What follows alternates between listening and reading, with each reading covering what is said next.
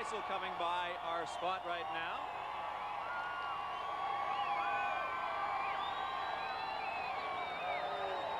Jimmy Key coming past now, just coming in.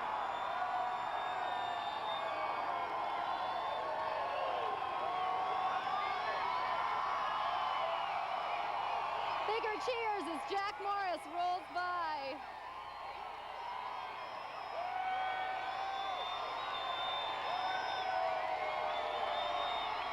Everybody's trying to get their picture taken, trying to run up to the car. It's come up. They've actually had to stop at the front of the parade route here. It's difficult to get by. Bill, what have you got down there? We can get a word with Todd Stottlemyre in here. Hi there, Bill Hutchison from CFTO. Is this a reception? This is the greatest, I tell you what. I picked the best car in the whole trip. I got the MVP with me. Right. Pat, how do you like the reception from the fans here? You can never hope for anything better than this. This is more you can dream of right here. More support here than ever. Congratulations, guys. It's getting more and more difficult to move this parade along, but they're doing it. Mike Timlin, David Wells going by.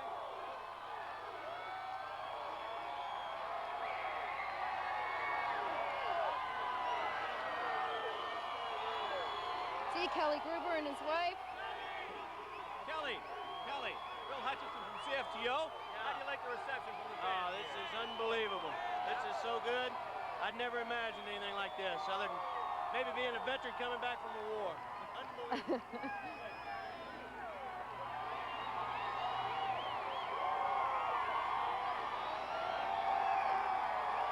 They're really starting to move the parade route along here so they can get these folks into the dome.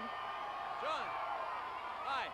Bill Hutchison from CFTO. Let us talk as you go along. How do you like the reception here? That's unbelievable. Unbelievable.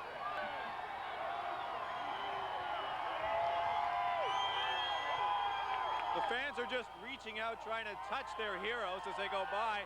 The crowd is creeping in here. It's just a phenomenal sight to see everybody just trying to get in on the fun. The parade still has to go around the dome, of course, and thousands of fans along there.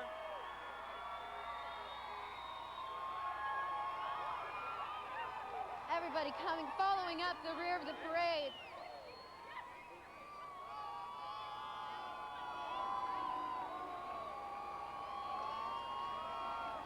Everybody's trying to get a vantage point around here. They're climbing up on planters and on street corners, just trying to catch a glimpse of any one of them. The crowds have just crushed in behind Turner Ward's car here. It looks like they're all just going to follow the parade all the way down. It's hard to see how this parade is even going to keep moving as you get a shot now toward the dome behind me. It's just, you can see that the parade is going through there, but it's not having a very easy time of it. The crowd is so thick down there, and everybody's trying to move in behind. It's just an amazing sight.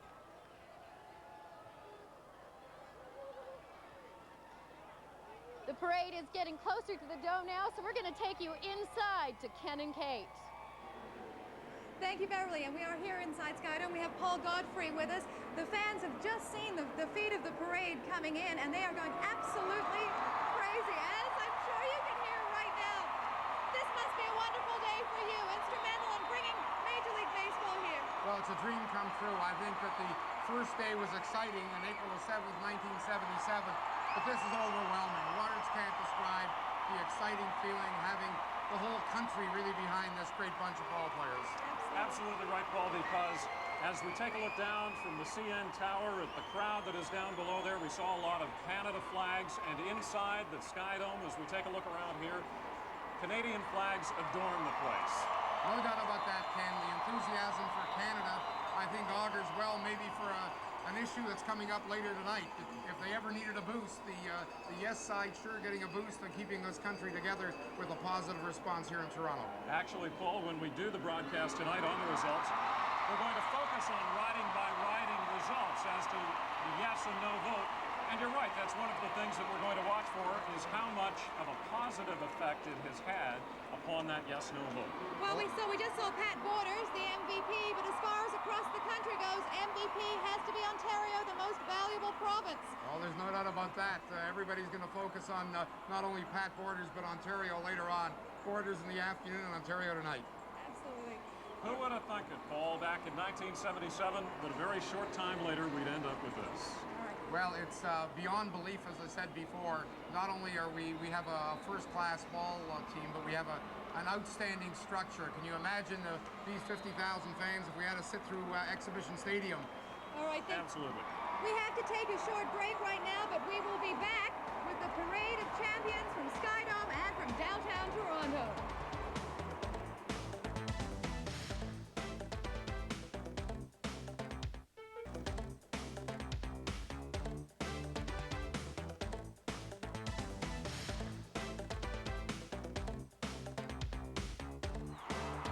Welcome back to Skydome and the Parade of Champions, the Blue Jays celebration that's going on all day long. They've just opened the gates down here. We think the cars may be shortly heading in. We have Jerry Dobson down on the floor, and if we can get down to him and tell us what's happening. Oh, there's a live shot from the tower again. What an amazing sight. The city has come to an absolute standstill today.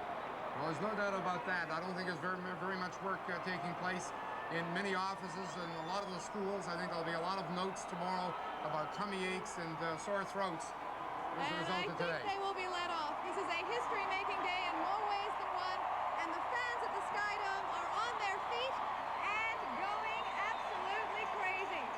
If they thought that it was loud outside on Wellington, wait till they hear the noise that erupts from Skydome when the first car enters. That's a good thing the roof is solid. I think they would blow the roof right off its footings if they There's could. no doubt about that. These fans are just waiting for that magic moment as the players come in here so they can salute them in the way that they want. They want to give them a cheer for not only 162 regular scheduled games, but 12 playoff games where they won 8 out of the 12. Now, the man in the black hat, Jack Morris, said, yes, he'd seen this happen twice before, but Cito said, and some of the others said, it's never happened like this before. Well, there's no doubt about that. I think Jack Morris watched it in Minnesota.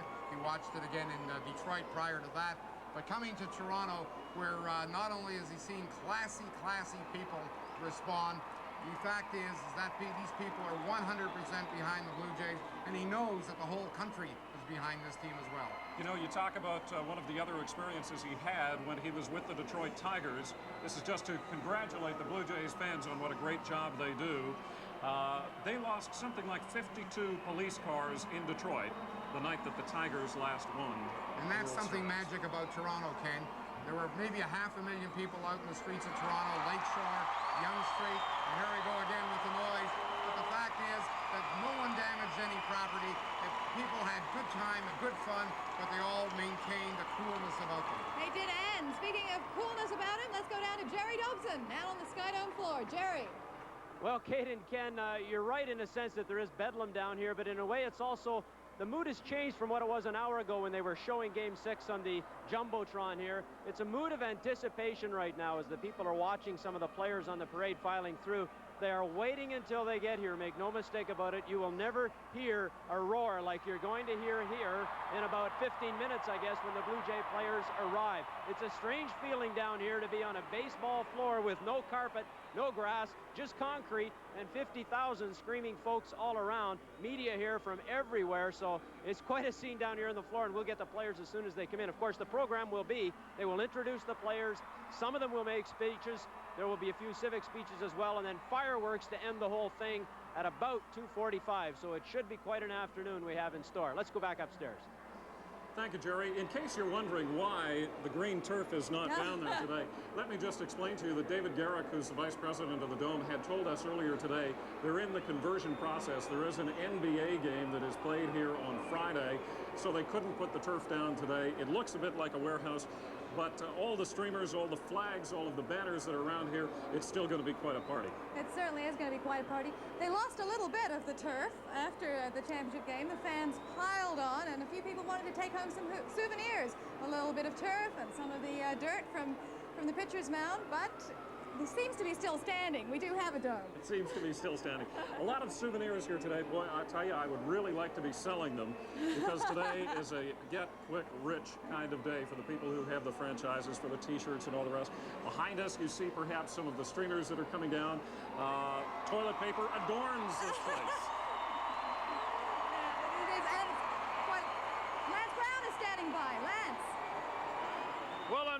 far from where the players are going to come in just a few moments. I guess officially it was supposed to be around 1:45.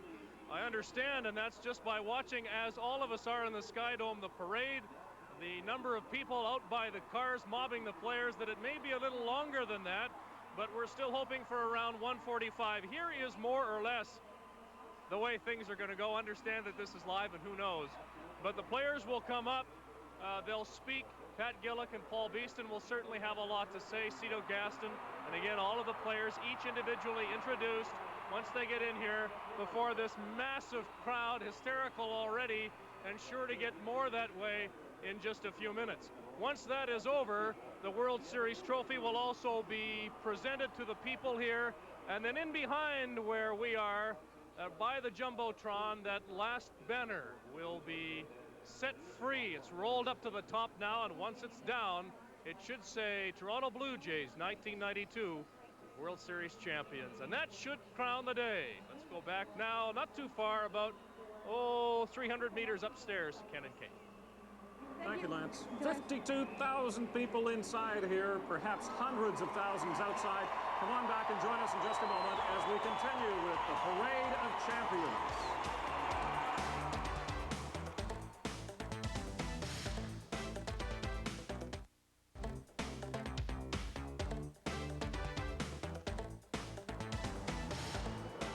Welcome back to our coverage of the Parade of Champions. Hey, Ken, where were you April 7th, 1977?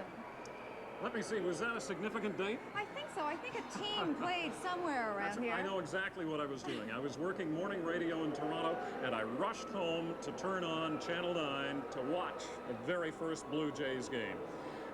There you see what we have led to now, a short, 15 years later. 16 seasons later, 15 years, 16 seasons. And it's all been worthwhile waiting and there for it is. The World Series trophy. Now, Leon Corby is going to take us back to 1977 and some of the glory days that have happened over those 15 years, 16 seasons. And we're going to come back here if the Jays should enter the Dome, so you will not miss a thing. The World Championship banner will fly north of the border. It caps a remarkable rise for a team that was born just 16 years ago. They were almost the Toronto Giants. The San Francisco team was headed here until the deal fell apart. But thanks to a Seattle lawsuit, Toronto got another chance. The man leading Toronto's bid got a call from Bowie Kuhn. And he said, Mr. Chairman, this is the Commissioner of Baseball. You will have your team in the American League. For the one and only time in the history of the Toronto club, every position out there is open. Spring training, 1977.